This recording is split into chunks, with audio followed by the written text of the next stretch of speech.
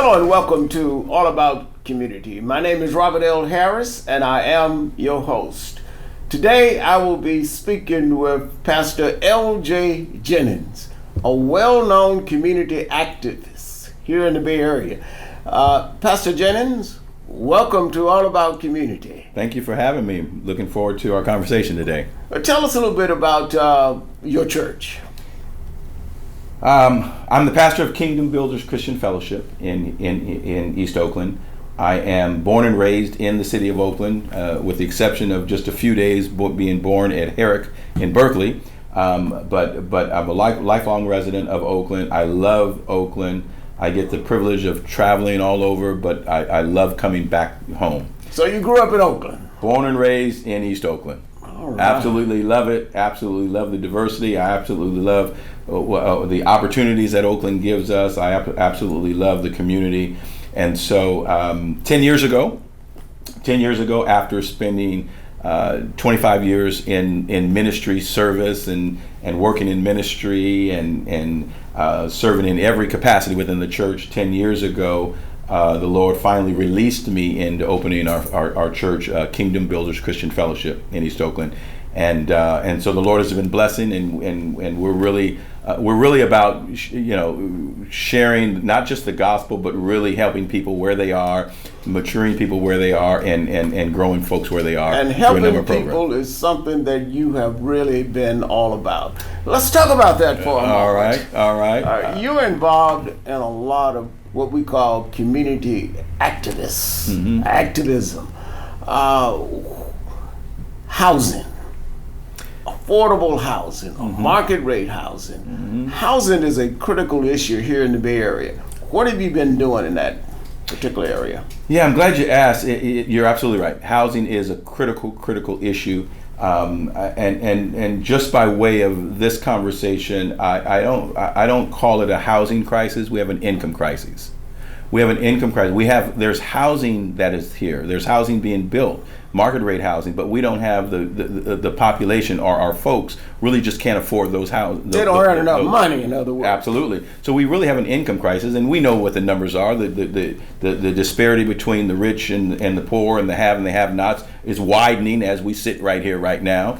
And so it's critical that I think that a number of things happen. One is, I think it's critical that all of those individuals that can get involved with housing and building affordable housing, and I put a little quotes around affordable, but housing that is available to the constituents and to the folks that live here.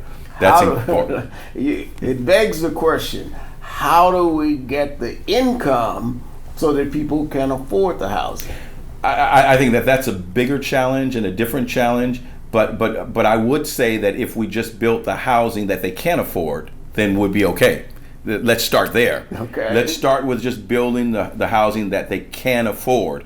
I do submit to you that it is difficult to build that housing just because of the cost of construction and the cost of land. However, I think that through layered financing mechanisms, through state government, through local government, through private philanthropy, I think that we can get to that. It's just whether or not individual developers want to get to the place to build housing that's affordable for the folks that live here and not for the folks that are coming in.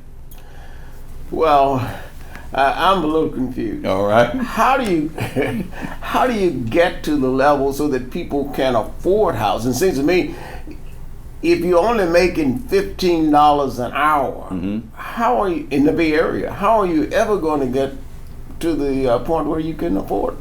Well, I think that we have to look at housing really not from the perspective that we all have to have our own house. Maybe what we do understand right now in this current economy that we're in, we have children that are coming back home to live with parents, and we have parents. We have children taking care of their parents. So we have multi-generations living in one household now, which hadn't been the case for many years. But I think that when we begin to look at other groups and other ethnic groups, how they live cooperatively with several generations in a family, and then each of them eventually begin to buy their own house. I think that we have to, as a people, we have to look at how do we house differently, and so part of that is, this whole ADA, the granny flats, if you will, the granny units. Building more of those. I think that we have a lot of seniors in our community that own their own house. They're house rich, cash poor. But if they can build a granny unit or convert their garage or convert the basement into a unit, they can bring their children or grandchildren in to live with them. That eventually will then give them the opportunity to build a savings to buy their own house. Now, if I remember correctly, you have a long history in real estate development, housing, etc. What can we do in terms of taking advantage of that particular knowledge? Well, first of all, I think you're right.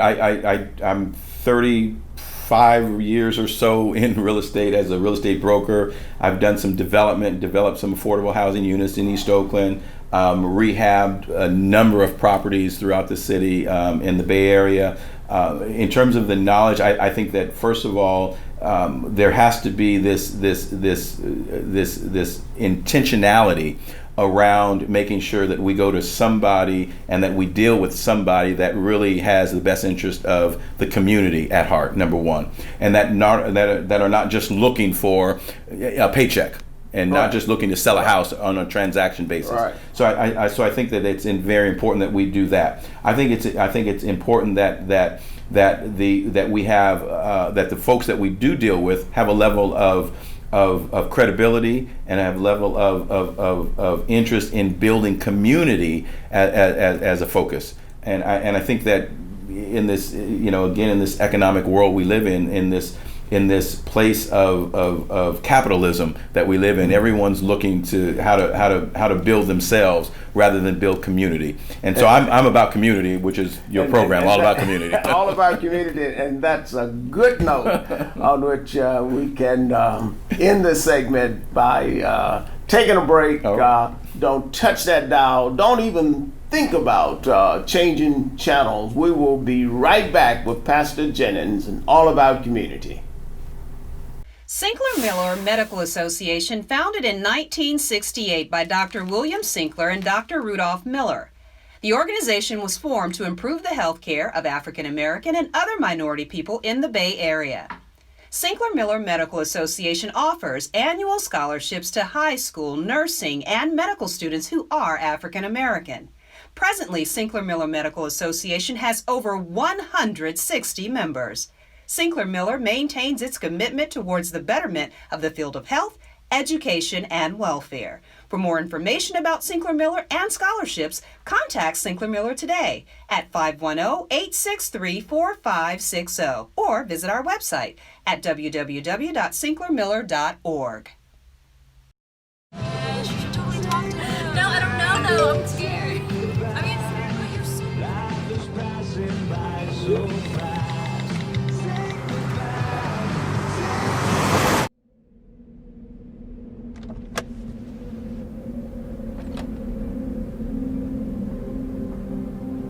Do you know that you're in my lane? No, not at all. Are you not paying attention? Are you texting? I was just checking in with my mom. I was telling her that I thought we'd be home by 6. It's okay. There's enough time. Just pay attention. I'm not even halfway through my text. There's no way. I'm not even going to look up. My babies are in the car. You have to pay attention. It's just supposed to be a quick text. I'm so sorry.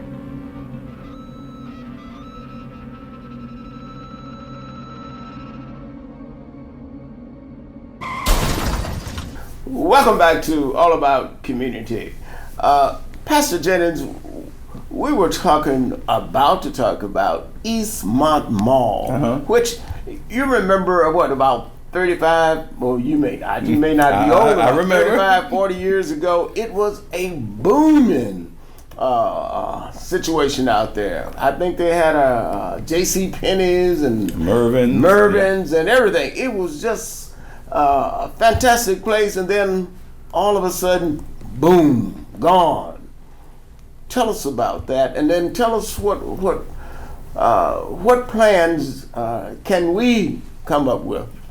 Yeah, many years ago, 35, 40 years ago, Eastmont Mall was Oakland's mall. It was. It was a place for us to go shopping, spend our money in the community, keep the money in the community.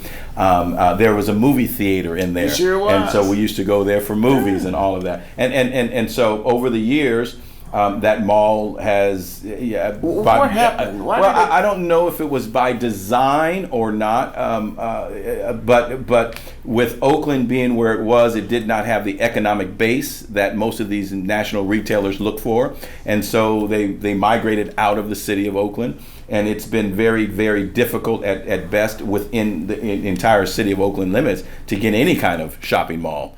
And so now, we go to Emeryville, to Emery Bay, or we go to San Leandro, to Bayfair. Everywhere except Oakland. Everywhere but Oakland. So it's been very, very difficult. Economically, we know that we had a Walmart that came into East Oakland. Sure did. That is now vacant. It's vacant. Gone. It's gone. And so, is there something inherently wring with Oakland that causes it to lose? I don't out know. On these kind of I don't know that it's inherently wrong. I think there's a myriad of factors. I think it has to do with how we market Oakland. I think it has to do with how we maybe don't highlight the economic base that is within Oakland or within a stone's reach of Oakland. I think that it's a number of policies, business tax policies. I think it's a myriad of things that really contribute to it. But Eastmont Mall was the place for folks to go to. And now it has been converted into social services for the most part. There's still retail on one side. It's really an interesting mix of things out there because there's two different owners of the mall. One owns the office portion and the on the inside of the actual mall, and someone else owns the retail component of it. But Eastmont Mall still represents. In the minds of the Black community, it still represents a destination. It's still a location that is clearly identified with for not just East Oakland, for the Black community, and I think that there is tremendous opportunity for that mall to be owned by the community. Okay, now how would that work? How would that work? Well, with your background in real estate, I'm certain you got the secret. You got the secret. I don't know if I have the secret, and nor do I want to get in. Nor do am I steeped in all the financial structures that go with it. However, I will say that there are investment models. That cooperative models that allow the community, an individual homeowner, an individual resident, to make a $500 investment and own a fraction of the mall, or to invest some of their retirement, whatever it is. There are vehicles and models out there. So we're talking about community investment in the mall. Absolutely. So that the mall will be owned by the people here. Now that's unique, isn't it? It is unique in our area. Right. It's not unique in the grander scheme of things. Or Well, there you go. There you go. It's done. It is done everywhere else. It is done in a lot of other communities, but certainly has not been done here locally in this community. And so I think that there is a way for us to bring public and private partnerships together. I think that there's a way that we can bring the community in to take part in that, so that clearly we can begin to shape what happens at that mall. Because if there's anything that we need in our community, it's economic stability. It's not just economic stability, but economic enhancement. And how better to have economic enhancement than to have a hub, a place for our small businesses to go to, a place that's affordable, a place that makes it available to businesses within the community that serve the community. Because now what we do understand about money in the Black community is the money stays in our community a day, if that long. Yeah, if that long. If that long, and then it's out of here. But how can we create a place, a destination for our money to recycle within our community? And so there's some efforts afoot to really look at how to make that happen. And so we're fortunate and prayerful about putting something like that together so that we can try to, not just on Eastmont Mall, but other areas and other icons within the city, so that we can do some of those things and we can own what we can own it rather than rent it. Well, it seems to me that there is a structure that's already out there that we could probably take advantage of, and that is looking at the number of churches we have in Oakland. If we could motivate our congregations to really understand the concept of ownership, that would be one way to enhance that. Absolutely, and that's the whole idea of us coming together collectively and developing an agenda for our community and developing developing a voice in and around our community. I'm hosting a community forum this coming Saturday at the Rainbow Rec Center at 11 o'clock. And that it's all about raising our voice. Mm-hmm. It's all about bringing our community together to help us to recognize the disadvantages that we're experiencing, how we are displaced at enormous rates, how we're not getting the kind of city services that other places are getting, when we look at the City of Oakland's equity report, how blacks are at a complete disadvantage in every area.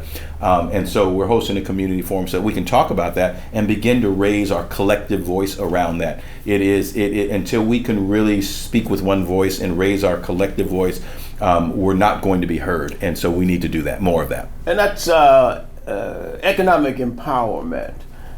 Sometimes I think we don't really understand the importance of economic empowerment. And what you're suggesting is that there is an opportunity for us to do that. No question. I think that we underestimate the power that we have, one, as a voice, two, as in our pocketbooks, three, in our vote.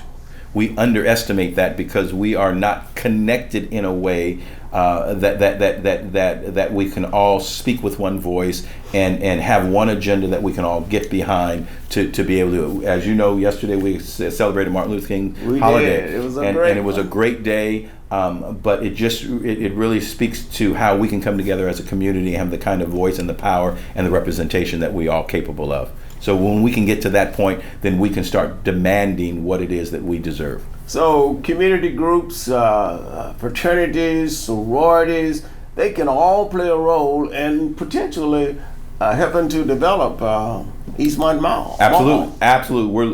We're with putting together something like this, we want to certainly look at every opportunity for as many folks to be involved in it as possible.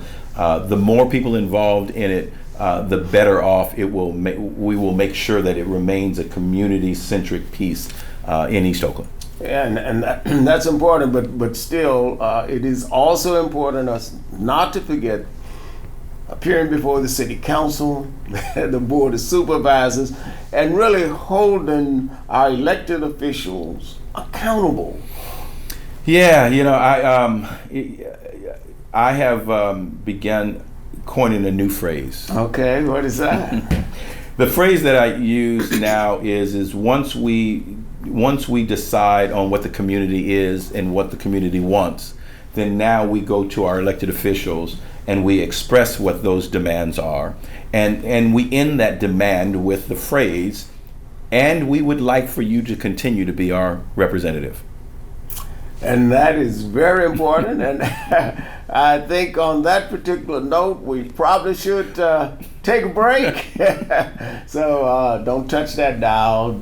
Don't even think about changing channels. We will be right back with Pastor L.J. Jennings. Positive Links Day program is a community center that provides disability awareness to remove some of the stigmas associated with the disabled population. We are located at 675 Hagenberger Road, Suite 255 in Oakland, California. Our mission is to be a voice for those that don't have a voice. We are recruiting community volunteers for training to assist us to develop and provide awareness for the treatment available for the disabled community. If you would like to volunteer, you can reach us at 510-878-9779. Wireless Plus, your easy access phone provider, wants you to have a free phone, free accessories with free services. How would you like unlimited calls? Unlimited texts with free internet? Let us show you how you can get free government-approved programs. Come to our TV at 7801 Edgewater Drive in Oakland, near the Oakland Airport, for your free phone and unlimited services. Call the number on the screen today and let us show you how to gain easy access and communicate for free with Wireless Plus. When it comes to your money, whatever you want to get smart about, you can find at smartaboutmoney.org. Smart About Money is a free online resource. We are a non-commercial, non-profit organization dedicated to helping people just like you get information about money. For everything from how to build an emergency fund to how to deal with job uncertainty, smartaboutmoney.org has the answers you've been looking for. Smartaboutmoney.org, the easy place to start when you want to get smart about your finances. Hi, we're Minuteman Press Oakland in downtown Oakland at 2406 Webster. We're your local printer. We help your business grow. We provide flyers, business cards, direct mail, any product that you need to promote your business, we have it. And remember, at Minuteman Press, no job is too small and no job is too big. Come by, stop at our shop at 24th and Webster, right behind the YMCA in downtown Oakland. Hello and welcome back to All About Community. When we went to break, I was talking with Pastor Jennings about housing. And during break, Pastor Jennings pointed out to me something that's very interesting. That's about purchasing cars and housing. Pastor Jennings, could you sort of rephrase that and enlighten our audience about the importance of not just buying cars, but investing in housing? Absolutely. And so one of the hats that I wear, I'm the national president for the sales division of the National Association of Real Estate Brokers, which is the African American Real Estate Trade Association. Been around since 1947. And so one of the initiatives that we have nationally is an initiative called House Then the Car. And what that initiative is, House Then the Car. All right, and what that really is focusing on the millennials. Mm-hmm. As many of us know, millennials make up a greater portion of our population. Mm-hmm. And what we're focusing on the millennials in terms of trying to increase the housing ownership rate for blacks is a program called House Then the Car, where we're encouraging rather than buy the car, buy a house. Because that's no fun. I want a big car. Cars depreciate, houses appreciate. Right. Cars put you in debt, which prevents you from buying a house. And so one of my associates out of Texas coined this phrase that if you have a Land Rover and a landlord, you're in violation. And so it's all about trying to make sure that we help the millennials understand money and understand the value of money to buy a house and invest in a house before they buy the car. That's a very, very good point, and I'm glad you pointed that out to people, because I see so many people around with these big fancy cars and then nowhere to park. And then they pull up to an apartment that they rent. Exactly. Makes no sense. Let's talk a little bit about politics. I know that you're involved in the political arena. What do you see in terms of voting? Why is it so important to vote? Voting is critical. I don't need to tell you or this audience about the lives that have been given toward earning the right to vote, the time and the energy that went into building and getting the right to vote. Voting is critical because without expressing our opinions, our ideas at the ballot box, then we end up with someone that does not share our values. Now, let me just, by way of being Oakland and this community and all about community, a lack of our participation at the ballot box has resulted in leadership that does not represent us. And when leadership does not represent you, then you are at a disadvantage coming out the box. And so therefore you're not going to get the policies, you're not going to get the kind of things that are important to your community. And when we talk about the black community, more specifically, when we talk about the black community, we're down to 23% black population in Oakland. And it used to be what? 49, at a high of 49%. So we're less than half of where we used to be. Now that as a result of not only, but as a result of the lack of participation at the ballot box. And it goes further than that. It goes to a lack of participation in advocacy and a lack of participation coming together as a group of people. Explain what you mean by advocacy. Well, it is where we come together and we express and I'll use this word, demand what we should be getting. That means showing up at the city council, board of supervisors, board of education, or board of whatever. Is that all of the above? Absolutely. It is when we see policies that are inherently disadvantage black folk, when we see policies that inure benefits to one population and not all, that is where we need to, as a people, as a folks, come out and show up and express our dissatisfaction. And so it's not just at the ballot box, it's every day. It's at every council meeting, every board of supervisors meeting. It's at every place that policies are created.